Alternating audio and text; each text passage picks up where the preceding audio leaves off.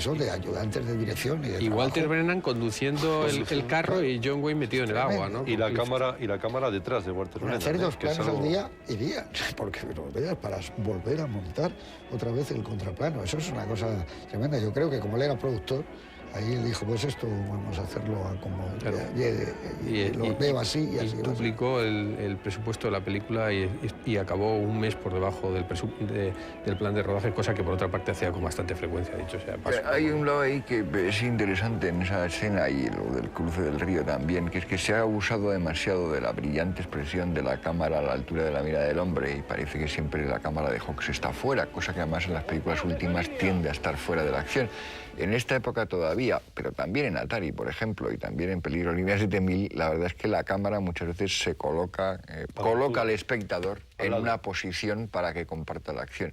Yo creo que hay un elemento de envolvernos y hacernos compartir el camino de esta gente que es muy importante, lo mismo que es importante esa individualización de un grupo de gente que es fundamental en toda la película, porque es una de las películas que es sobre grandes individuos y al mismo tiempo sobre colectividades, sobre grupos y sobre el país entero, porque en el fondo es una metáfora del crecimiento de los Estados Unidos. Es una metáfora de la construcción de Estados Unidos. ¿Qué es lo que hace que la película sea al mismo tiempo, curiosamente, una tragedia que no quiere serlo y que por lo tanto utiliza recursos de comedia para resolverse, que es lo que no entendió nadie nunca, y al mismo tiempo es una epopeya?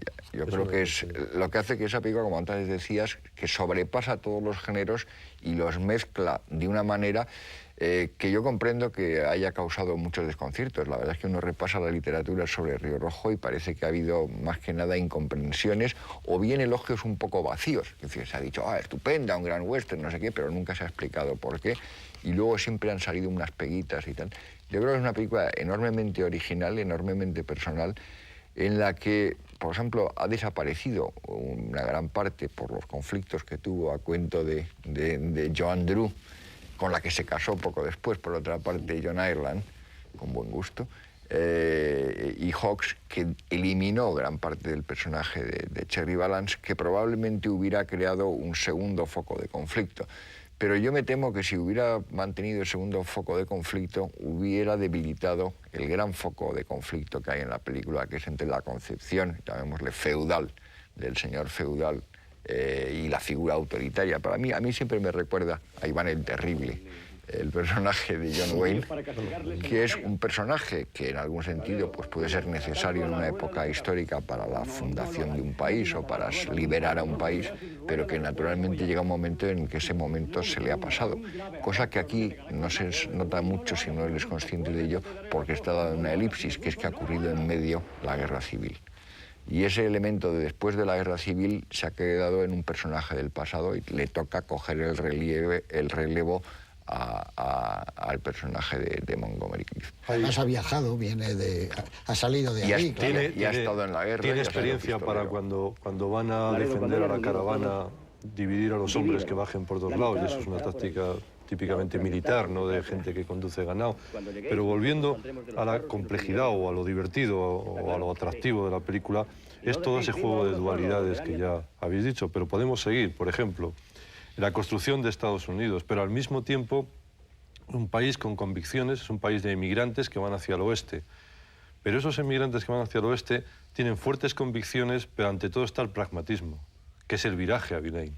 Es decir, la primera convicción es que tenemos que llegar, como somos héroes, somos fuertes, nos hemos propuesto llegar al destino final. Y en un momento dado es mucho mejor, más práctico, más útil, vamos a llegar a Villain, y por lo tanto con el espíritu de aventura, porque en ningún momento se dice que el ferrocarril llega a Villain. Si recordáis, uno ha oído que Cherry es el que ha oído. Por eso no quiere ir Wayne, ¿no? Que es un conservador totalmente, ¿no? Después, en ese juego de dualidades, también el documentalismo típico del cine británico también, pero sobre todo el cine ruso, y el esteticismo, las imágenes verdaderamente.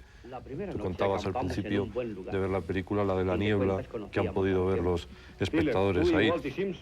Y sobre todo, el juego de los personajes que se identifican. Hay la muerte de Lassiter, por ejemplo, es eso de los muertos inocentes que van a dar la clave de todo el grupo humano, pero individualizado, y el momento clave de la película con lo medieval, cuando los quiere ahorcar. Y ahí ya le había advertido Montgomery Clift al principio, casi le dice más o menos, no vuelvas a hacer eso. En un momento dado, no, y no trates, dime lo que tengo que hacer, pero no me digas lo que tengo que pensar. Y ahí cuando ya les quiere colgar es cuando ya se produce... Me cuentan una cosa, vosotros sabréis, parece que Borden Chase quería, dentro de lo que era la adaptación de su propia novela por entregas, parece que quería que John Wayne muriera al final. Es que moría en la novela moría. Leería Cherry Valance en el tiroteo final.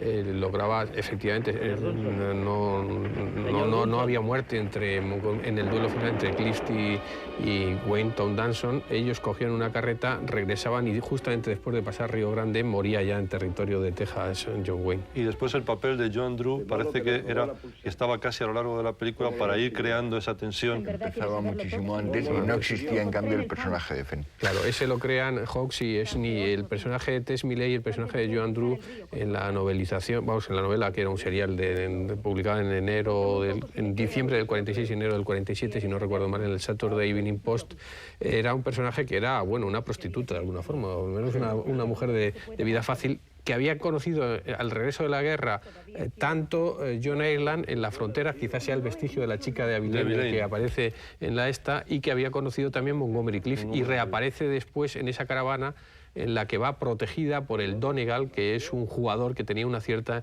importancia concretamente. Que es cambiar. Ella vuelve a representar esas mujeres de Hobbes verdaderamente memorables, y citamos dos que ya hemos hablado otras veces.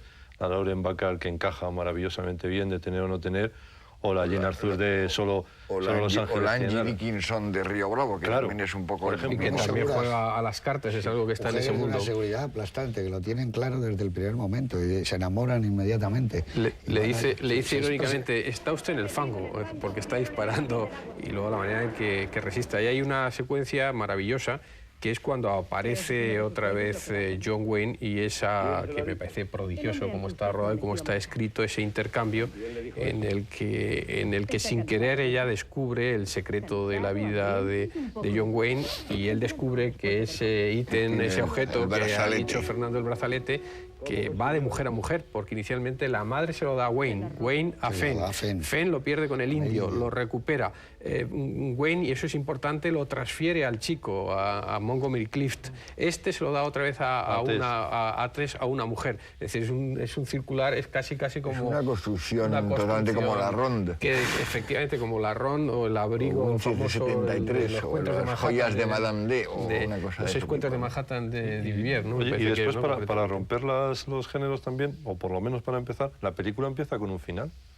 Sí, bueno, y hay una cosa que yo creo que es tremenda. Esta película se ha acusado de ser larga y dispersa. Sin embargo, en los 20 primeros minutos, primero cuenta una cantidad de cosas que es absolutamente inverosímil. Y por otra parte, ha sentado ya como esquema todo lo que es toda la película. O sea, cuando a mí me dicen que es incoherente, no veo la incoherencia. Dice, está contado en los 20 primeros minutos. Paso a paso. Está todo contado. Y luego, un toro y una vaca. Claro, sí, luego está la complejidad del personaje de Wayne, en el que hay al principio, cuando descubre el humo de la caravana, hay un plano muy parecido al de Centauros del Desierto. Es decir, un primer plano de aquí, quizás aquí menos trágico todavía, pero el plano es terrible, ¿no? Y ahí hay un par de primeros planos que yo creo que Ford, que era muy amigo y que además ayudó a montar esta película a Hawks, dándole algunas soluciones de montaje con el montador Christian Navy, porque habían rodado muchas cosas y tal, está ahí presente. Creo que hay momentos prodigiosos, por ejemplo, esas elipsis de no dejar ver, por ejemplo, el cadáver de Harry Carey en mitad de la noche con esas lámparas colgando características, cómo mira el grupo de hombres, y luego hay una secuencia maravillosa que es casi puro cine mudo, ya que decías que Hawks estaba presente casi desde la invención. Él llegó un poco más tarde, ya en los años 20, cuando estaban muchas cosas inventadas, pero ayudó a muchas cosas, y es cómo pasan todos delante de Bunk Kennelly, el que ha provocado la estampida.